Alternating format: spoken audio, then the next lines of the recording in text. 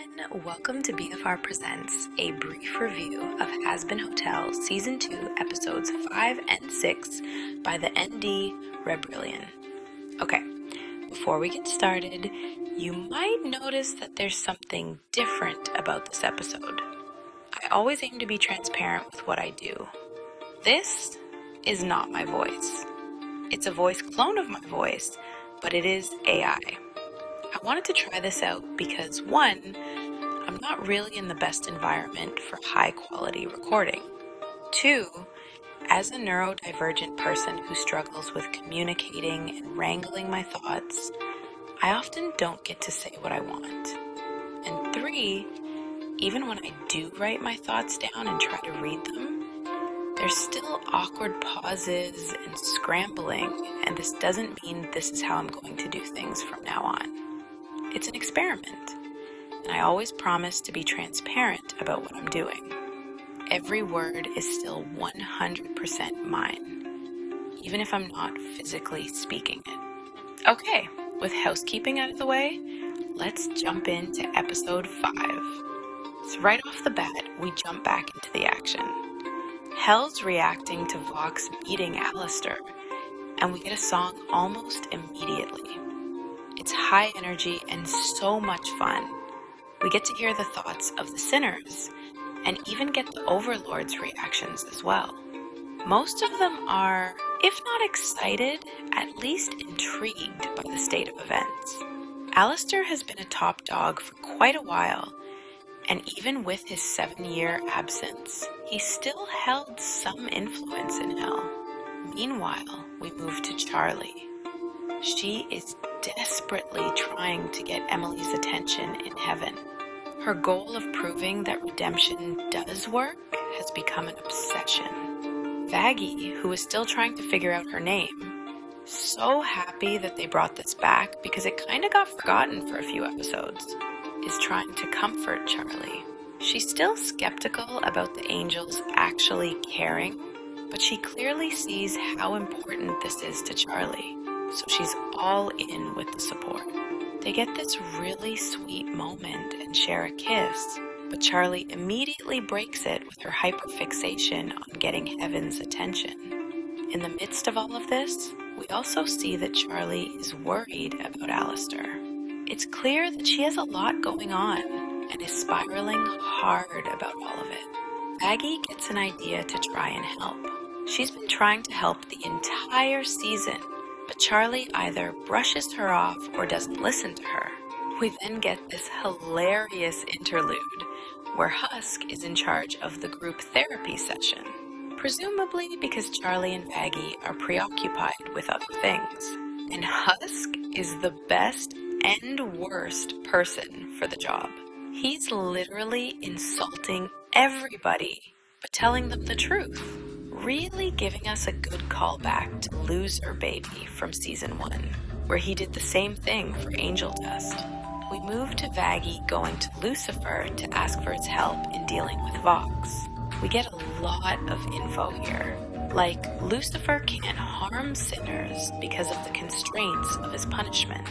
So my thoughts on him not really being in charge of Hell in more than name was pretty on the mark. We also find out that Vox is planning himself a rally. Lucifer isn't really interested in helping out. It's clear that it's more to do with his apathy towards sinners and his own insecurities than his disinterest in Charlie. It makes sense. Him being the ruler of both Hell and being basically an OP deadly sin of pride, he embodies that well. So Vaggie plays to it by baiting him with Alistair, and it works like a charm. We shift to Heaven. They do see Charlie's attempts and are debating the merits of acknowledging her. Emily's all for apologizing. Sarah is more skeptical. They bring in Serpentius, who seems out of his element, but finally gives a good callback to Season 1 by saying, "A wise woman once told him it starts with sorry." Some of the angels, including Emily, Sarah, Abel, and Lute, do go to Hell. Charlie is ecstatic and wants the angels to go with her to Vox's rally. Sarah is hesitant, but Emily is game. Jumping to the rally, we see Alistair is wreaking havoc on Vox's self-esteem. He's taunting him about his need for Valentino and Velvet again. Vox takes the bait and sidelines them, and it's clear a rift is beginning. We then get this moment where Lucifer interrupts to shut Vox down. He gets a really good song, but Vox turns it back on him, and the wind in Lucifer's sails disperses pretty quickly. We also learn here that Lilith had beef with heaven. Whether this is true remains to be seen. It throws into question Charlie's perception of her mother. Vox gets a song, and he's really trying to empower the crowd, which works. This is where the angels come in, and Vox makes a decent point. He mocks them for apologizing for genocide with gift baskets. Sarah loses her temper and transforms into this bird-like creature.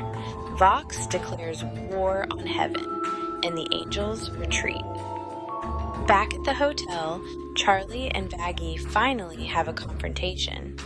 Charlie is furious at Lucifer for showing up. She believes he ruined everything. She turns her fury on Vaggie because she was the one who brought him. Vaggie finally loses her temper. She tells Charlie she's ruining the hotel by not listening, not accepting help, and continuing to play the game of people who are actively trying to sabotage her on purpose. The episode ends on Lucifer dejectedly leaving and Charlie and Vaggie fuming at each other. Okay, that was a lot. This episode was pretty intense.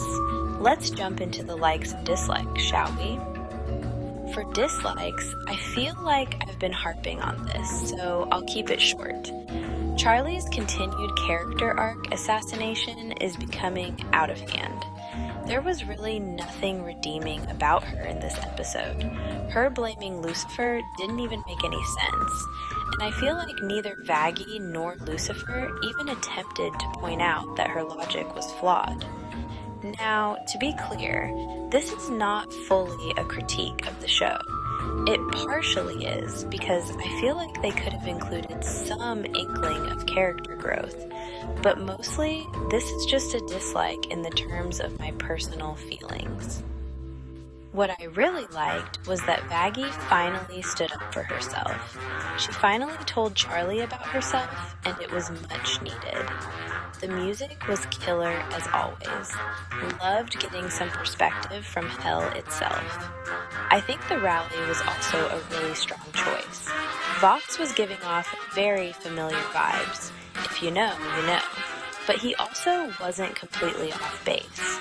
Apologizing for years and years of genocides with taffy and chocolate was beyond deplorable, and showed the angels weren't truly sorry. I like that Vox's character is constantly complicated. He is on the wrong side of this, but not all the way. Seeing Vaggie and Lucifer interacting was a great moment. Lucifer is such a soft-hearted sweetheart, but you can also see where Charlie gets her strengths and weaknesses from. We can see Vaggie is a master at managing Charlie by the way she was able to manage Lucifer. Seeing the angels lose all decorum was great. It breaks this mask, like we've seen Adam and Lute's true colors. But to see Sarah crack under the pressure of her own guilt and choices was some great storytelling. And last but not least, Husk leading therapy was freaking conic. Perfect. Only note is that I want more. Okay, time for episode 6. It starts out as a bit of a mirror to season 1, episode 1. Vox is narrating about Lilith's desire for hell to rise up against heaven, which is a direct contradiction to what Charlie believes about her mother. We shift to Vox trying to convince Carmilla to supply weapons for the war against heaven. She is adamantly against it, but Vox persuades her by using her fear of losing her daughters, so she begrudgingly agrees. This causes a rift between her and Zestro. We move back to the hotel where tensions are high. Vaggie and Charlie are heated, and Husk gets caught in the middle. He finally loses it and quits. Vaggie and Charlie get the news that Vox and Carmilla have struck up a deal, and they begrudgingly agree to go confront her together. We then follow Husk, who shows up at a casino. He's spiraling. Frustrated with redemption talk and feeling more alone than ever, he sinks back into his vices. He drinks and gambles the night away.